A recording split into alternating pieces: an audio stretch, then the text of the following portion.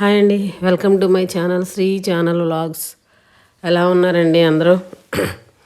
ఈరోజు కొంచెం డిఫరెంట్గా, ఇప్పటి వరకు కుచ్చులు ఇవే కదా, కొంచెం డిఫరెంట్గా రబ్బర్ బ్యాండ్ అండి.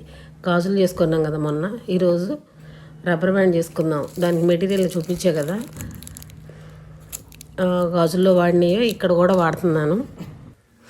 దానికి గట్టిగా ఉన్న అట్ట ముక్క తీసుకున్నా, చాలా స్ట్రాంగ్గా ఉన్నది. దానికి 2 హోల్స్ పెట్టానండి. 2 హోల్స్ పెట్టి రబ్బర్ బ్యాండ్కి దానికి దారంతో కుట్టేసేసాను. అంటే గమ్ పెట్టి అంటించినా కానీ ఉంటుంది, కానీ మళ్ళీ ఎప్పుడన్నా బై మిస్టేక్ కుడుతుందేమోనని దారం పెట్టి కుట్టేశాను.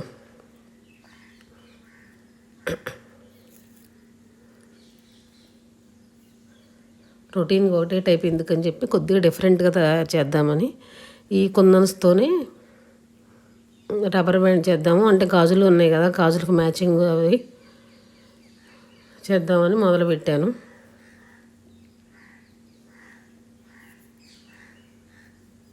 ఇలా కుట్టేశానండి. రబ్బర్ బ్యాండ్కి పెట్టి అట్ట మొక్కని కొంచెం గట్టిగా ఉన్న అట్ట మొక్క తీసుకోవాలి, ఎందుకంటే రబ్బర్ బ్యాండ్ గబాల్ని వంగకుండా ఉంటుందన్నమాట. తర్వాత వెనక్కి తిప్పి కొంచెం గట్టిగా నాట్స్ వేసేసుకోండి. ఇంకా చుట్టూతా గమ్ పెట్టి, ఈ శారీ బ్లూ కదా, అవి ఆ కుందన్స్ రోజు చుట్టూతా అంటించాను, గమ్ పెట్టి చుట్టూతా అంటించాను.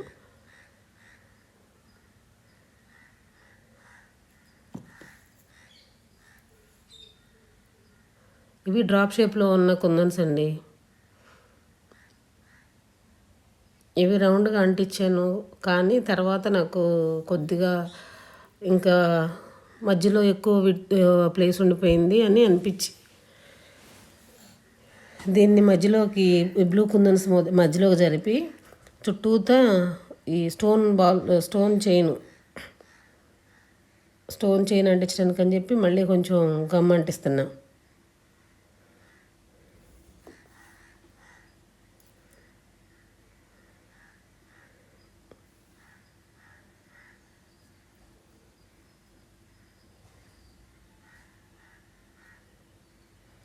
ఇవేమో ఎక్కువ గమ్ పెట్టేవంటివి కదండి, కదిలిపోతూ ఉంటున్నాయి.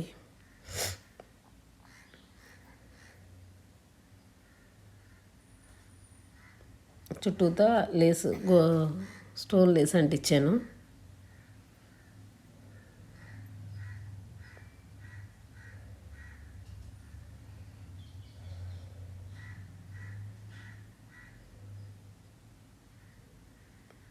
మనకి చుట్టూతా తీసుకున్నాక మనకి కావాల్సినంత లెంత్ తీసుకుని కట్ చేసేసేయాలి.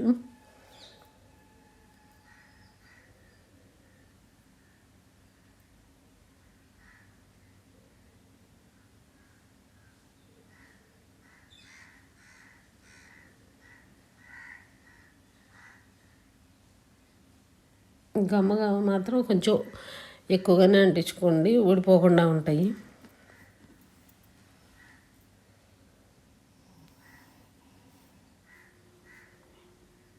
ఇది కట్ చేసిన తర్వాత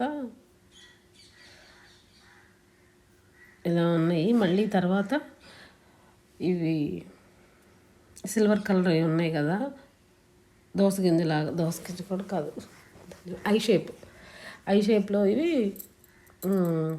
సిల్వర్ కలర్ ఉన్నాయి. అవి లోపల ఇంకో లేయర్ లాగా, లోపల లేయర్ లాగా అవి అంటించుకోవాలి. ఈ గమ్లో ఆ వైట్ ఈ సిల్వర్ కలర్ కనపట్టలేదు మీకు చూపించడానికి కూడా సరిగ్గా.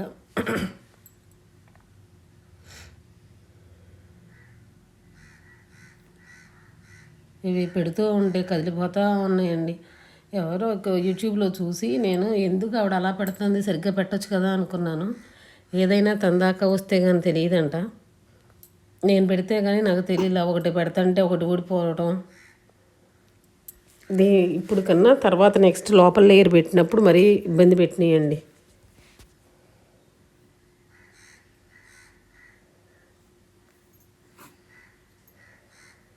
దీని తర్వాత ఒక శారీ పిన్ కూడా చేశాను, అది షార్ట్ వీడియోలో పెడతాను, అది కూడా చూడండి.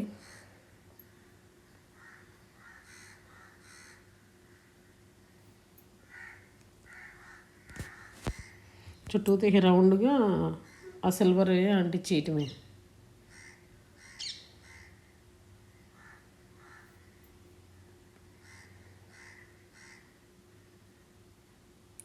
ఇది ఒక రౌండ్ షేప్ ఒకటే కాదండి, మనకి ఏ షేప్ కావాలి, square type, rectangle, heart shape, ఏ షేప్ కావాలన్నా ఆ షేపుతో కింద ఉన్న అట్ట మొక్కను కట్ చేసుకోవటమే.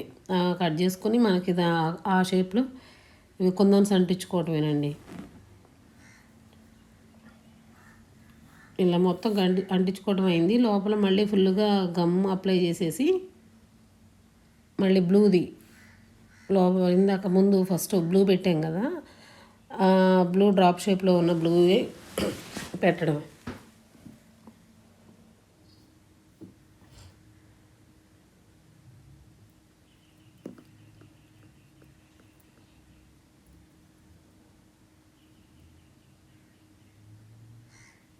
ఇవి పెట్టినప్పుడేనండి ఇబ్బందులు స్టార్ట్ అయినాయి. ఆ గమ్ ఎక్కువ ఉండడం వల్లనేమో ఆ చేతికి అంటుకుంటుంది గమ్, దానికి అంటుకుంటుంది, ఆ పెట్టినవేమో లేసి వస్తున్నాయి.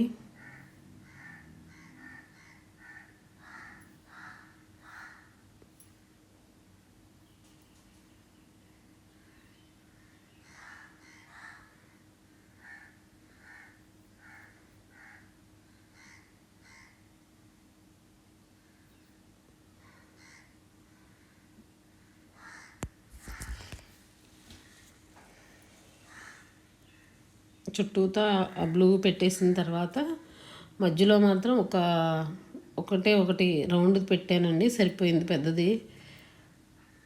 సేమ్ ఇవన్నీ ఆ బ్లూది వాడలేదు, కానీ ఆ ఐ షేపు మధ్యలో పెట్టింది మాత్రం ఈ స్టోన్ చైను ఇవన్నీ గాజులకి వాడినాయేనండి. అందులో వాడిన మెటీరియల్ మిగిలినవి దీనిలో వాడుతున్నాను.